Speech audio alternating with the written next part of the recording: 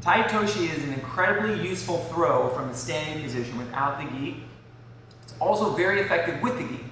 When we're working without the gi, there are a couple of important things that we need to pay attention to with our entries and our setups, and then we need to be very alert for follow-up when we land on the ground, and oftentimes, off of our grip, which ends up most of the time being a whizzer or an overhook, we can find good entries into head and arm and upper body attacks. So today we're going to be focusing here on Tai Otoshi. So we're going to begin from a position where we are in like an upper body tie. We're going to take the inside position initially, so our hands will come forward and they'll take our grips on our partner's biceps. We want either to be head to head with our partner here or slightly out to the side so that our forehead here is touching our partner's temple or their neck or anywhere in between. Okay, we don't want to tie up here where we're ear to ear with our partner. This is not ideal because it doesn't allow us a good head position in order to be able to throw and finish. But so we're going to come forward, we're going to take the inside position with our partner. Then notice again my head is here, it's pushing in a little bit, bring your head up a little bit against his head, this is what we want.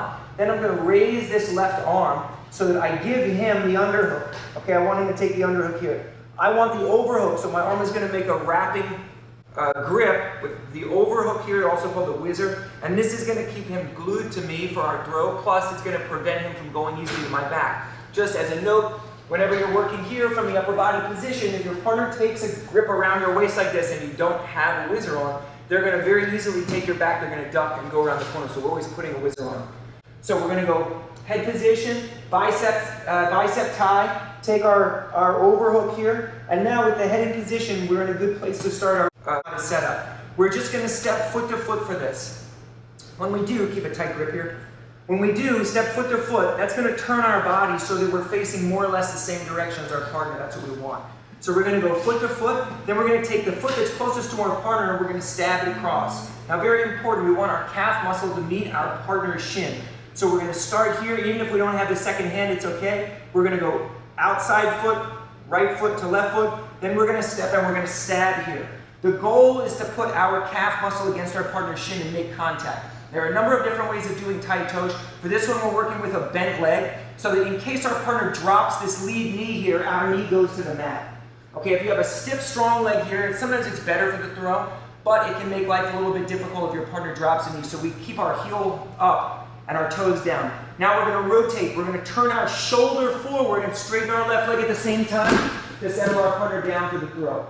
Once we are here on the ground, we want to monitor so our hand is free to post in case he continues the momentum in this direction, driving this way. Hand planting.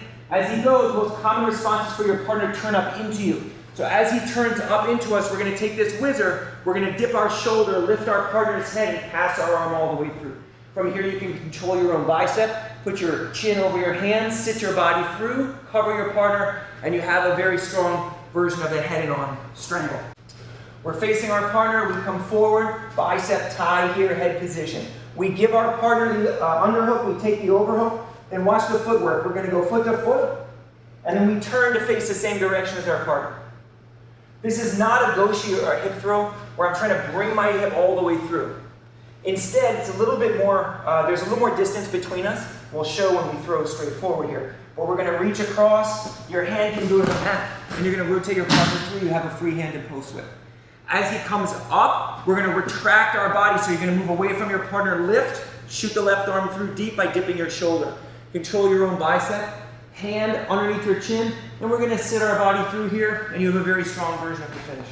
So, 1 here, 2, when I'm ready, I'm going to go foot to foot and then stab to throw him in this direction here. Now, plant the hand as he goes to turn up.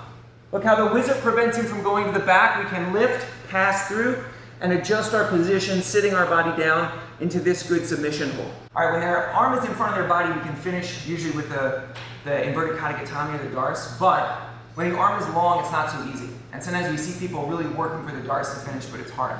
Our entry is going to be the same, Tai Otoshi. So we start 1, overhook 2. You don't even need this arm, you can plant this hand on the floor. Okay, it's great if you can hold the wrist, but no gi because the power of the overhook, you're not that concerned. We're going to go foot to foot, turn, rotate our partner through. So in this case, our partner starts to come up, and this arm, freeze here, this arm is long.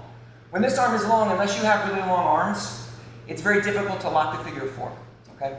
So some people can do it. In fact, people who have very long arms are often known for being able to really reach this arm all the way through, regardless of the grip their partner has. But for us, a lot of times, when your arm is not that long, it's difficult. So we are going to shift our body away from our partner a little bit. So initially you may land in a sprawl facing your partner here, your hips towards them. As he goes to come up, we're going to post our hand, we're going to take a big step over with the idea of landing in a position where our left knee is high. So rotate here, please. So we're going to land in a position as we step where our foot is up, our knee is high. Now we're going to gather our partner's head, pass our other leg around the corner, head goes to the mat, lock the figure of 4, and you're done. Okay, one more time. So, gripping, overhook, take a tight overhook here. I'm going to back step, stab, stab, throw. As your partner goes to come up, you feel this grip is really long. So we're simply going to step our leg over the top, gather the head, post, plant, and you're in for the finish. So the Tai Otoshi itself, the mechanics of which we covered at the beginning, very important for the overhook. We talked with the overhook. We talked about making sure your knee is in the right place, pointed down, rather than laterally, which is a more orthodox method for judo, and focusing on the rotation of your shoulder forward. For your partner, if you're ever the person being thrown here, it's much like an ikemi or a forward rolling break fall. So you dip your shoulder and you want to roll through in a fashion that allows you to roll easily instead of kind of landing face first or dumping on your shoulder. Okay, so it helps to kind of go with the flow for this.